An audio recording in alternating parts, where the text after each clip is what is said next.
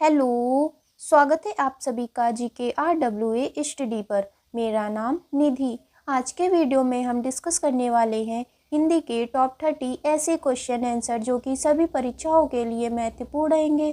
तो आप लोग वीडियो को शुरू से अंत तक ज़रूर देखिएगा और 30 में से कितने क्वेश्चन का आंसर आप सही कर पा रहे हैं अपना स्कोर हमें कमेंट बॉक्स में ज़रूर बताइएगा।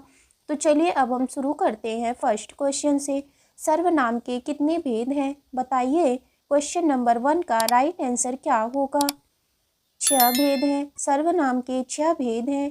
पुरुषवाचक सर्वनाम, निश्चयवाचक सर्वनाम, अनिश्चयवाचक सर्वनाम, संबंधवाचक सर्वनाम, प्रश्नवाचक सर्वनाम और निजवाचक सर्वनाम। पुरुषवाचक सर्वनाम के कितने भेद हैं बताइए। पुरुषवाचक सर्वनाम के कितने भेद हैं? 3 भेद।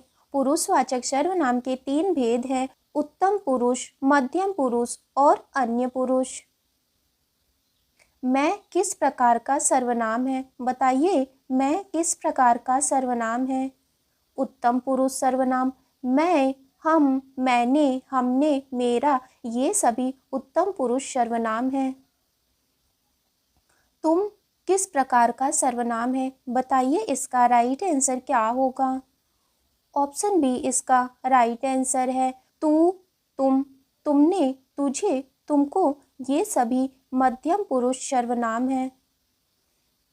वह किस प्रकार का सर्वनाम है बताइए। वह किस प्रकार का सर्वनाम है?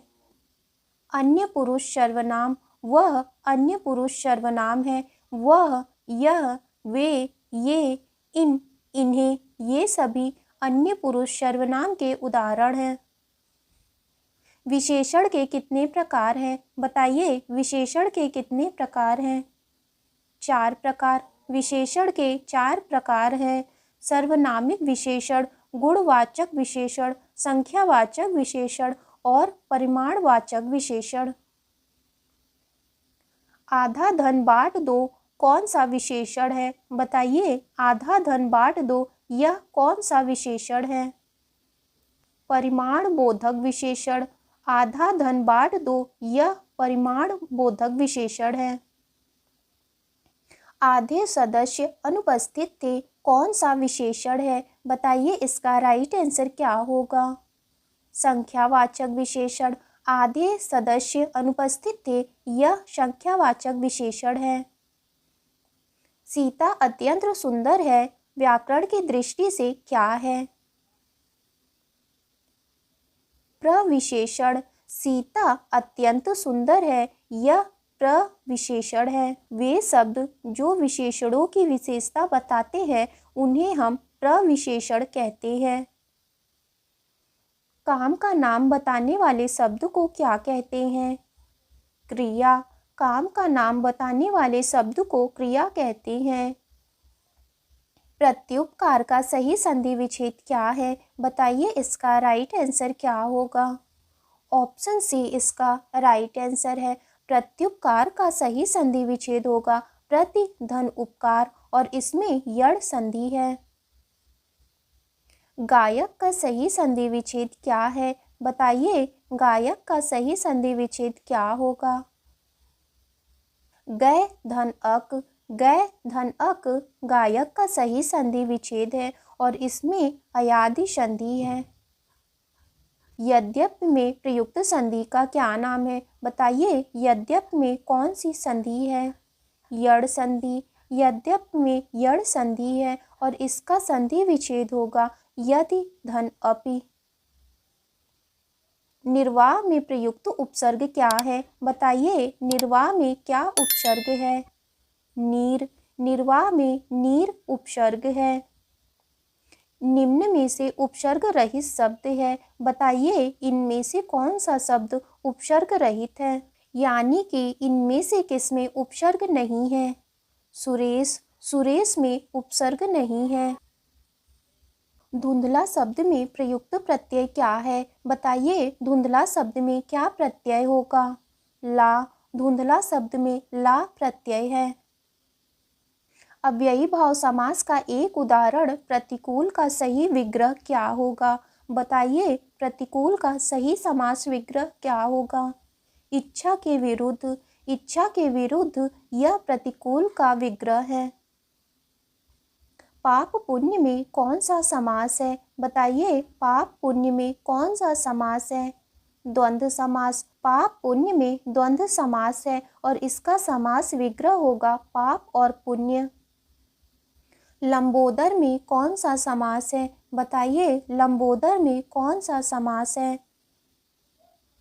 बहुव्रीहि समास। लंबोदर में बहुव्रीहि समास है और इसका समास विग्रह होगा लंबा है उदर जिसका, अर्थात गणेश।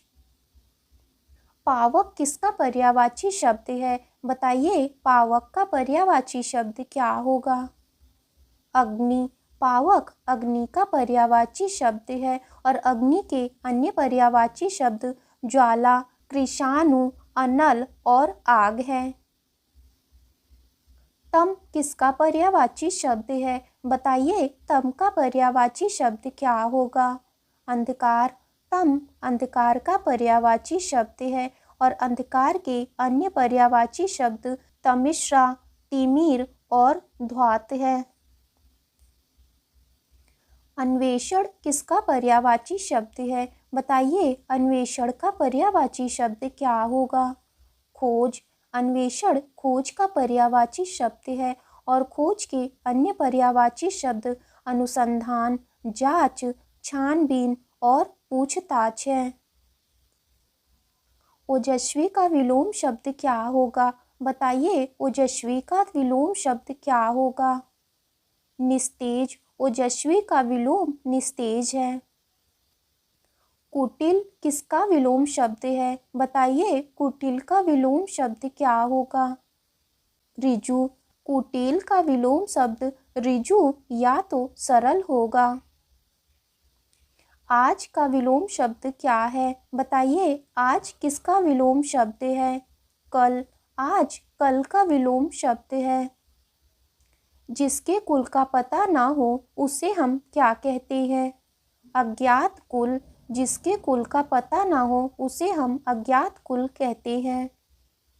जिस हंसी से अट्टालिका तक हिल जाए उसे हम क्या कहते हैं? अट्टहास। जिस हंसी से अट्टालिका तक हिल जाए उसे हम अट्टहास कहते हैं।